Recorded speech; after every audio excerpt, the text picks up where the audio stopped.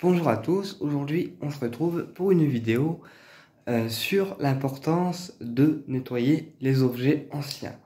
Vous allez comprendre pourquoi après. En fait, il m'est arrivé un truc chelou, c'est que je suis un grand passionné de pierre en lithothérapie et donc j'ai fait un échange énergétique avec une cliente qui a décidé de m'offrir un œil de chat qui est une pierre qui protège de la magie noire. Donc, elle me l'a offert en version sphère. Ok. Et très vite, en fait, quand j'ai pris la sphère d'œil de chat dans les mains, eh bien, je me suis senti très mal.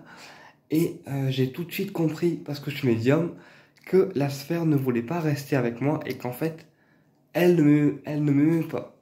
Ok.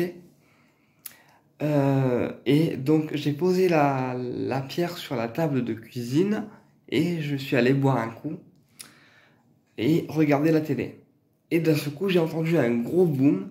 La pierre était tombée toute seule de la table de cuisine. Elle a roulé jusqu'au salon sans que personne ne la touche, ni même soit dans la pièce. Du coup, je l'ai ramassée. Et là, j'ai eu, à ma grande surprise, des yeux qui s'étaient dessinés dans la pierre, ou qui s'étaient incrustés dans la pierre. Parce qu'en fait, quand la pierre est tombée, eh bien l'entité a possédé en fait la pierre. Donc ça veut dire que dans la pierre, il y a les yeux de l'entité qui sont présents dedans. Alors, je vous l'aurais bien montré, mais le problème c'est que la pierre, elle ne m'aime pas. Et donc, je ne veux pas la prendre parce que si je la prends, je prends des risques. Parce qu'une pierre qui nous aime pas, eh bien, clairement, quand on la prend, dans nos mains et que on est rebelle avec elle, en lui disant bah tu m'aimes pas mais je te prends quand même, ben elle va pas aimer et elle va apporter que des merdes à son porteur. Ça il faut le savoir. Donc du coup cette pierre je l'ai ramassée et je l'ai reposée dans le fauteuil. Je me suis dit le fauteuil il est mou, elle va pas tomber ni rouler. Ah ouais, bah elle est tombée quand même. Elle est retombée du fauteuil une deuxième fois. Donc, je l'ai purifié dans l'ensemble de sang dragon pour enlever les énergies négatives. J'ai fait un nettoyage à la flamme violette. Et ben rien à faire, la pierre, elle faisait que de tomber et elle voulait pas rester avec moi.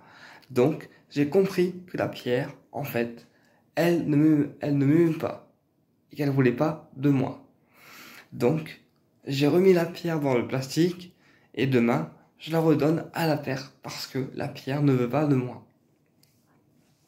Voilà, donc c'est con parce que c'est un cadeau, mais en même temps, je ne garderai pas une pierre qui ne m'aime pas.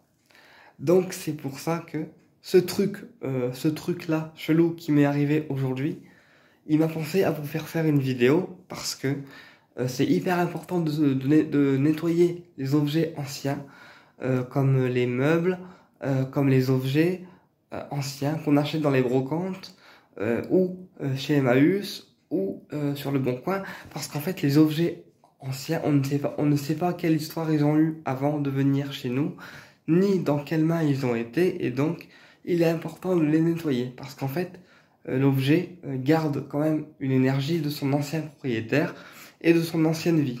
Ok?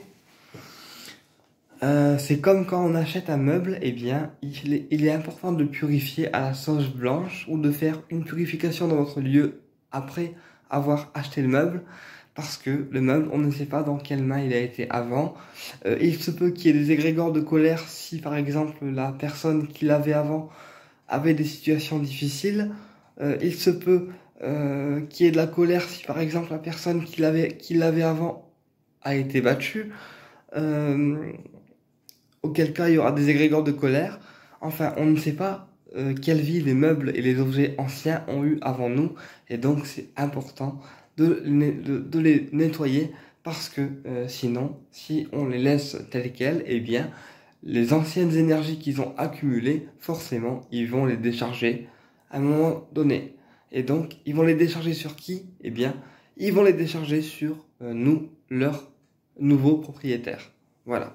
Et donc c'est pour ça que quand on achète un objet, un meuble, que ce soit sur le Bon Coin, en magasin ou à Emmaüs ou autre, il est important de le nettoyer et de le purifier pour enlever en fait les anciennes énergies qu'il avait avant ou les anciens égrégores qu'il avait avant pour que le meuble devienne neutre et que l'objet devienne neutre et prêt à l'emploi sans aucune énergie négative extérieure. Ok, alors moi avec les pierres, c'est la première fois que ça m'arrive avec les pierres. J'ai jamais eu une pierre qui m'a fait ce tour-là. Donc même moi qui aime bien les pierres et qui les garde en général avec lui, eh bien là, je vais être contraint de la rendre à la terre parce que comme c'est une pierre qui ne m'aime pas, eh bien je ne pourrai pas travailler avec elle parce qu'en fait la pierre, quelque part, elle choisit son propriétaire et elle choisit la personne avec laquelle elle veut travailler. D'habitude, ça se passe toujours bien avec les pierres, sauf avec celle-ci là, l'œil de chat, avec laquelle apparemment elle veut pas de moi. Donc, bah écoute, on va pas la forcer, hein. On va la rendre à la terre, parce qu'il faut aussi respecter le choix de la pierre. Mais voilà, j'ai trouvé ce truc hyper chelou. Et comme quoi, les entités peuvent aussi venir, même dans les pierres. Ça paraît dingue, mais pourtant, j'en ai la preuve. Et je vous la montrerai aussi peut-être demain, cette pierre, pour que vous puissiez voir en fait que je délire pas et que les yeux sont bien présents dans la pierre. Enfin, je vous la montrerai en fait avant de l'enterrer dans la terre, pour que vous puissiez voir en fait les yeux astrales qui se sont dessinés dans la pierre. Voilà, ou qui se sont incrustés dans la pierre. Voilà, donc c'est pour ça qu'il est important de nettoyer un objet ancien ou un meuble ancien.